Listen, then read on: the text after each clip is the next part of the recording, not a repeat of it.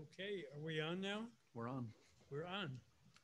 Welcome, Jason Irish. Thank you. I'm so happy to interview you. I want to start off by saying we had a little meeting a week ago just to get a sense of what we were going to say. And Jason said all questions are okay. He told me he is 38 years old, single, with a girlfriend. I thought about that, 38, what that means. You could be the son of only a few of us and not quite the grandson of most of us. So you're kind of in between there. Yeah. Anyway. In the middle. Okay. But your kids don't. The mic isn't on. I lost those famous words. Let them be gone. First of all, I want to congratulate you on becoming Director of Concierge and Communication Services. The most important part of that is that you became part of the leadership team, right? Yes. So tell me what's different in your life now. So first, I'm very appreciative of Woodland Pond in general, Michelle, Tom, Tango, the position. Well, it's great being part of the leadership, but before I was part of leadership, in a background role, not up front and close. I was still involved with, a lot of the information that was getting passed up to, I guess, the leadership team. But in terms of changes right now, I mean, there hasn't been much. I'm still doing the same job I was doing before. I think I told you when we talked the other day, and how I talked before, I'm just very appreciative of, the residents and Michelle for maybe not recognizing, but just seeing that, I don't know, I think I care and I like being part of Woodland Pond. And I think that's part of Michelle's decision-making in creating this position. Because obviously, it wasn't a smooth transition. Like if Tom Tango was to leave, we would have an opening in the director of facilities. That might not be his direct title, but we would have that opening. When Michelle created that position for me, I think it was more of, I don't know, her recognition of myself. And, not that there was a necessary need for that position to add someone else to the leadership team. I think it was just a recognition of, not time served, but that, I don't know, she saw that there was promise and honesty and all that in myself, which I'm appreciative of. And primarily it was a continuation of the jobs you had. Right. Because just before this meeting started, Jason carried in those tables that had been used in the dining room this afternoon. Yeah. And my earliest memory of you is carrying these piles of chairs all the time, in addition to all your third, fourth, and fifth level responsibilities. So one of the things I never really like is just sitting behind a desk and, in front of a computer. I want to get out and about. I know there's different terms, a working supervisor, or, even though I'm not really a supervisor now, they made me a director. I want to be out. I want to see the residents. I don't want to be sitting behind a desk, sitting behind a computer or behind a phone. I like getting out and seeing Halima or, seeing Dave in the parking lot or, seeing everybody. Seeing Miss Orkowski or Suzanne, by her car, charging it. I like, getting out and helping out Connor, setting up rooms and helping, Lisa and Marissa at the desk. Maybe that's just me, or I'm just not ready to pack it in and sit behind the desk. Okay. Those of you who have been here at least 3 years can remember the controversy when you moved downstairs. You used to be... Yeah. You used to have your office in the concierge desk, behind the concierge desk, and then you moved to the place that later became Dedrick's. What stories can you tell us from that strange period when you moved? I never wanted to go to the basement, but I guess it was the option at the time when Dedrick's was coming in. I know, the residents were giving it to Michelle and talking about rioting. I don't know if that's true or not, but just there was great unhappiness. Yeah, that you're becoming out of sight. I know People thought they were going to lose contact with you. It was a hard time because I didn't want it, and I know the residents didn't want it, but we just we learned to live with it. And I've been down there for now, I don't know, probably close to 2 years, but soon I'll be back upstairs, but I'll be behind another closed door. But I think most of you still see me on daily basis or talk to me on a daily basis. So I I think wasn't buried. it hasn't really been made clear what the move of offices is going to be. So Mhm. fill us in there. So the current plan, things change, but the current plan is the conference room. As most of you know, the conference room is becoming the business office. So Christy, Melissa, Yolanda will be in the conference room, and I'll be moving into the current business office in Christy's old office. Again, that's the plan. We'll see. And then we'll have a couple open offices or cubicles in the business office for Cassidy, Crystal, Connor, and Cameron, and a few others. Okay, let's go back a little bit. Tell us something. Where do all these tech skills come from? How did you pick them up? Um, I don't know. Maybe I'm a fast learner. I honestly, I have no background in IT. I have a computer of my own, and I don't know. I pride myself on figuring things out. Good. I don't like asking other people for help. I just like doing it myself and figuring things out on my own. But again, I've got no formal training, no background. A lot of stuff I do, I just kind of figure it out. Okay, here's a tech question that hasn't been figured out yet. Is there ever any possibility of knowing how many people are watching a broadcast like this? Mm-mm. No. Other than us requesting something in writing from a resident, there's no way for us to know how many people are actually tuning in with our current system. I mean, it may not be that way forever, but currently our current system doesn't allow it. It would be nice. I know. Okay, you told me that before you came here, you were in Mohawk. Mhm. Tell us a little bit about that job. So, yeah, before I've been at now Woodland Pond for going on 7 years. Before that, I was at Mohawk Mountain House for 8 years, and I started working there my senior year at SUNY New Paltz. I worked in the guest service department. I loved it up there. It's a beautiful place. Well, I love the area in general. The Gunks, the New Paltz, the Hudson Valley, but Mohawk itself was a great learning experience. I loved my time there. It's different than Woodland Pond, where I see, all the same people every day, which I love.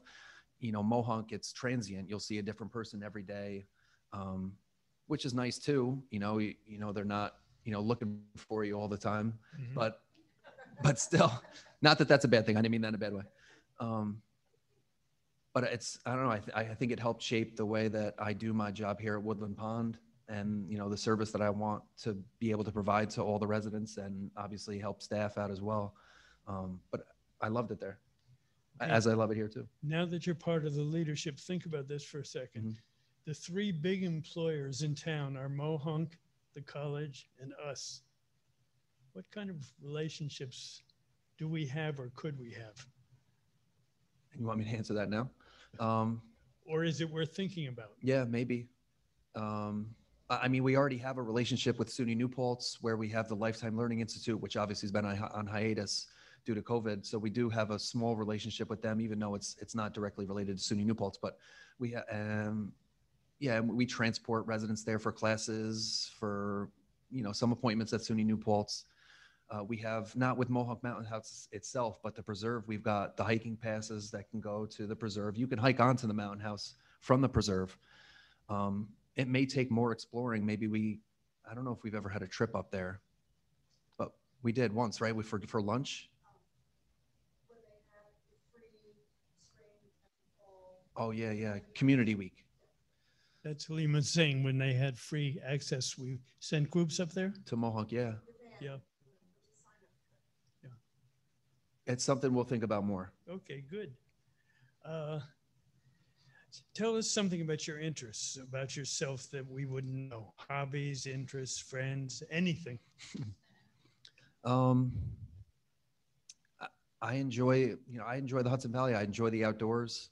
I like this area. I've been all over. I've traveled, Europe, Central America, South America, islands off the Caribbean.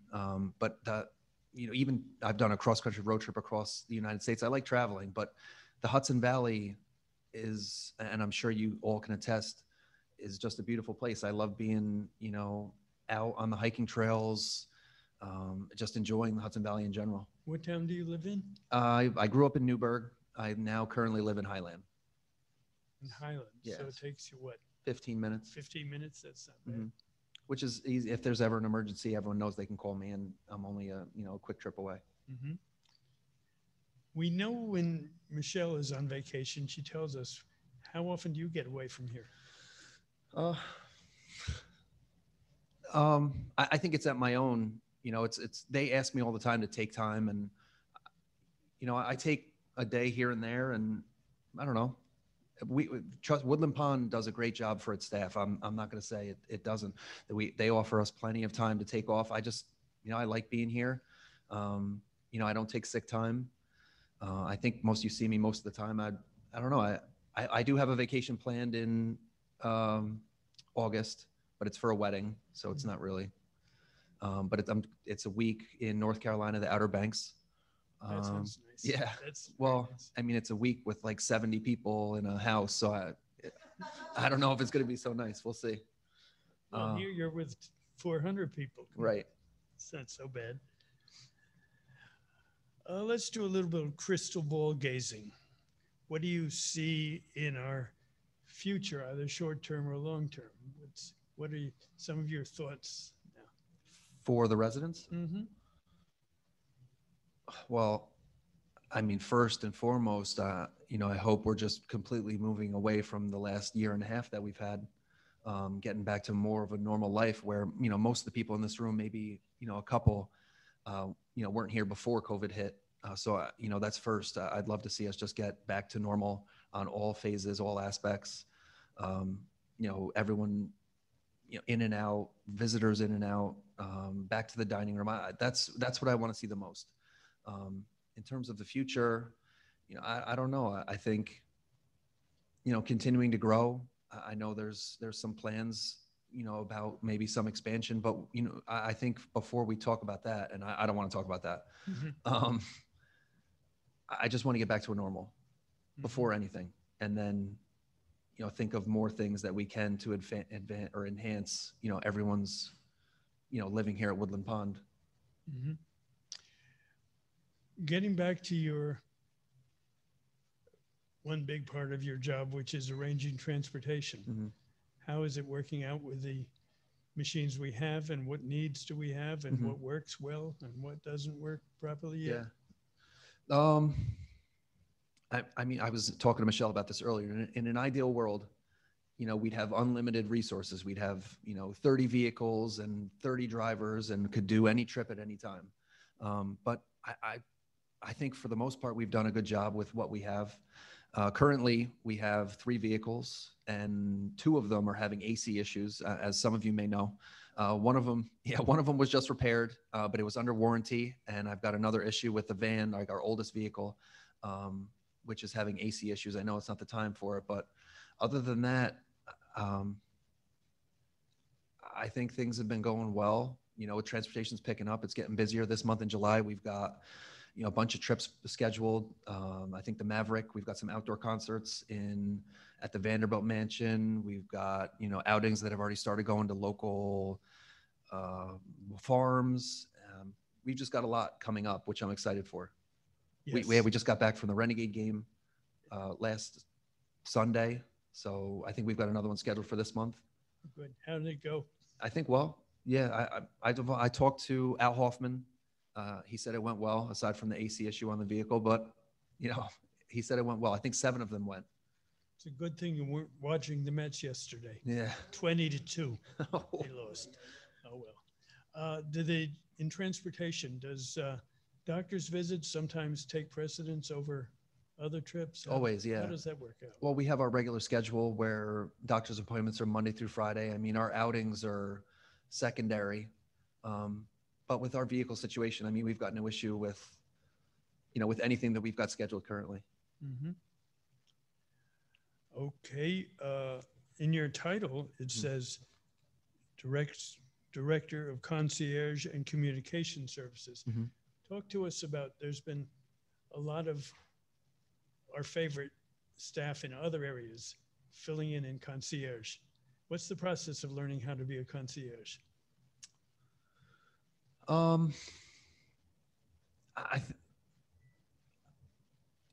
That's a tough question. I mean, I think most of the employees, I don't know everyone personally, but most of the employees that are at Woodland Pond are, centered around helping the residents and, guest services. Um, I'm not going to say concierge is a hard job. It's not, but concierge has taken on a pretty big role throughout, COVID specifically. But even before that, I mean, the residents over here in Independent, we have two desks in the building, the reception desk in the health center, and then obviously the concierge desk in independent living, which most of you are familiar with. The concierge desk is there to help with any requests. Not that it's like your traditional concierge, like you're going to go and book a ticket, to go see a play on Broadway, but we can definitely help with that. I think it's just, resident centered and there to help, friendly face, which, everyone has their good days and bad days, but for the most part, I think our staff is very helpful.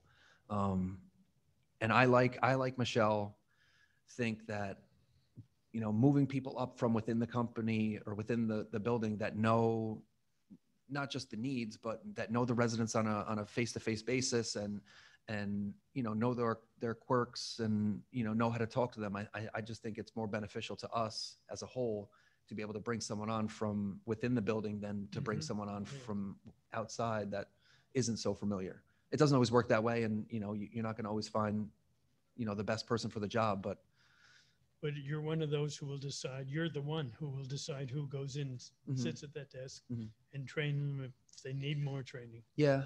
I mean, Lisa does a great job. Lisa's been here 11 years.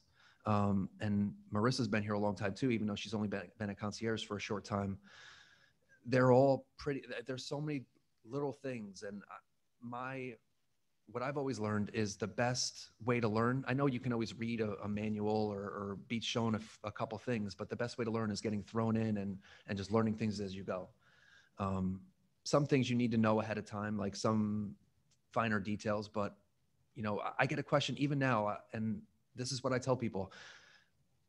I get a question every day that I don't know the answer to. I'll get multiple questions every day I don't know the answer to.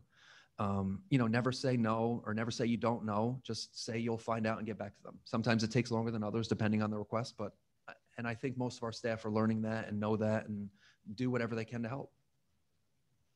Good. I think. I don't know if anyone doesn't, please tell me, but I think what amazes me most is the ability to learn everybody's names. And so many people do that. For the staff at Concierge? Yes, but not just the staff at Concierge, but a good part of the staff. How does that come about? It's tough at first. I can see as a new employee, it could be tough to learn every single resident's name, especially when you don't see them all the time. Like, Dave Smith, who lives in a cottage. I'm just using him as an example because he's sitting right there. But we have residents that, don't ever come out of their apartments, or we have residents that, stay in their cottage most of the time. It's hard to learn everyone.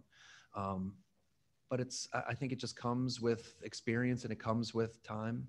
And it's easier now, especially for staff that have been here. Like, you'll see a new resident, there's none, maybe Mary Alice Scully is the newest one in the room, but once you see someone new, you'll want to know who that is. I know we've got a couple that I've seen for the first time this week, and I just go over, introduce myself, maybe look at their name tag, and okay. Talk about what I think is called the 10-foot rule. The Does it exist for you? No. I saw peeking through the windows in the classroom when Michelle was doing training sessions. The rule when you come within 10, you've never heard of the 10-foot rule? Okay. Any of you people sitting here? So yeah.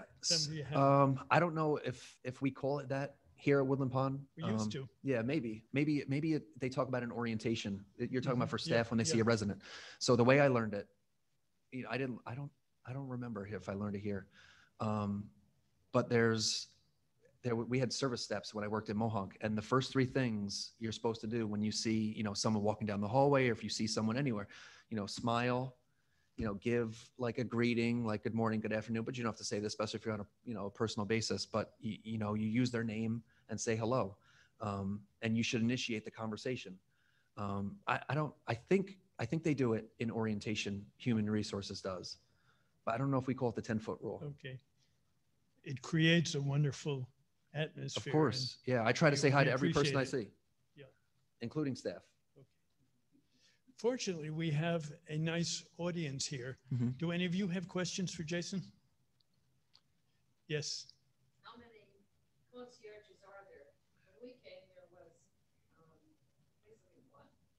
Who, Jeffrey? Yes. Alice's question is, how many concierges are there? When she came, there was basically only Jeffrey. Yeah. So yeah, Betsy's question, like Carl said, was how many concierge are there currently?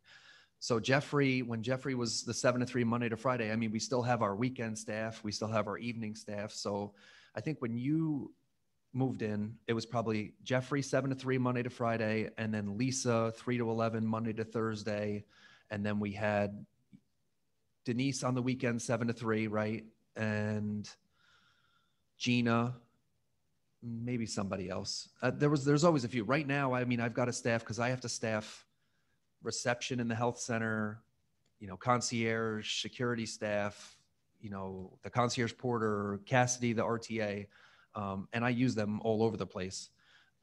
There's probably, I mean, underneath me total, there's 36 people, but for concierge reception, there's probably 15. Yeah. Jason, you mentioned security a moment ago. Tell us something about that component of the job. Sure. Dave is asking for an explanation of what part of your job deals with security. Mm-hmm.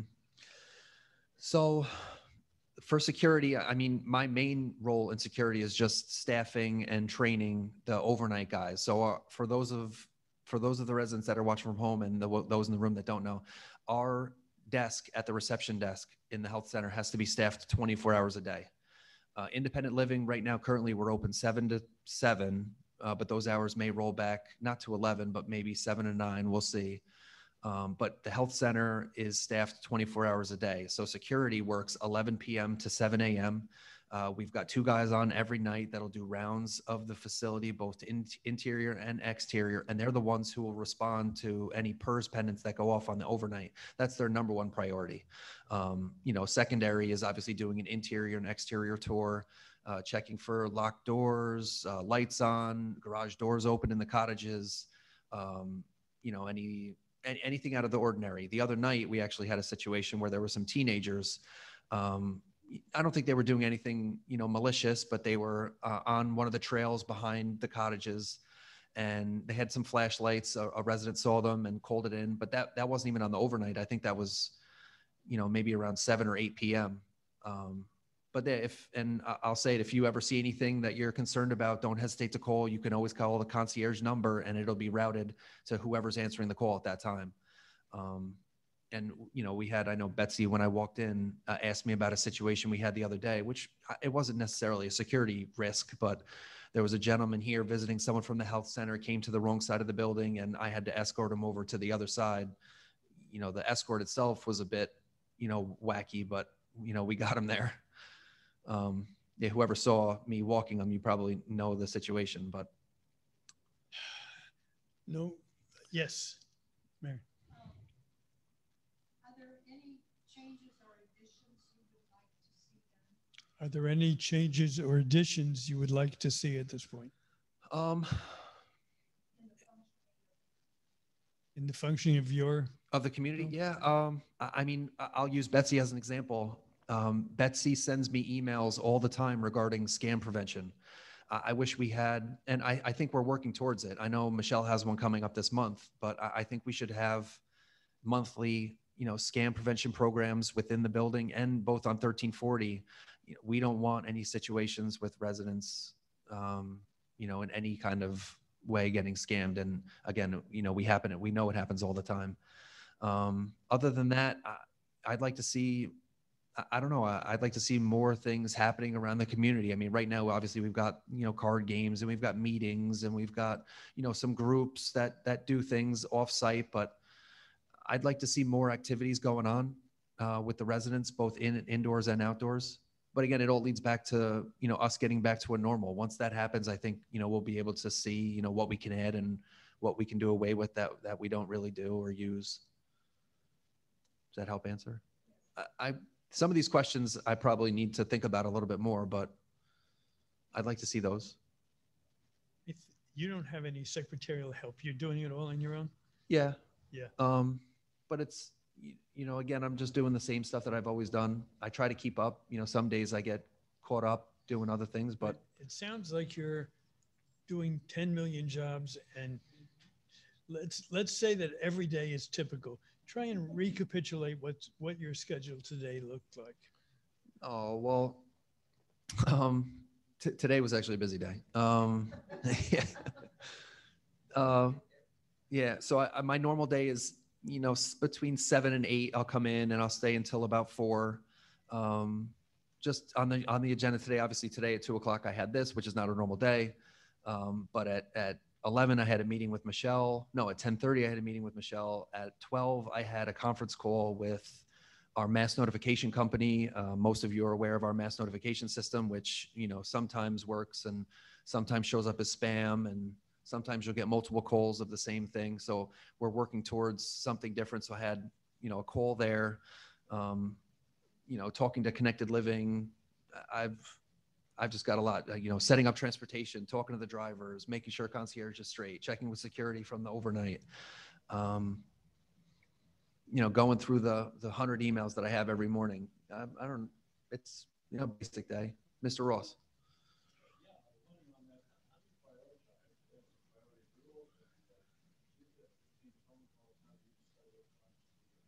Yeah. So, John's question was, how do you prioritize your?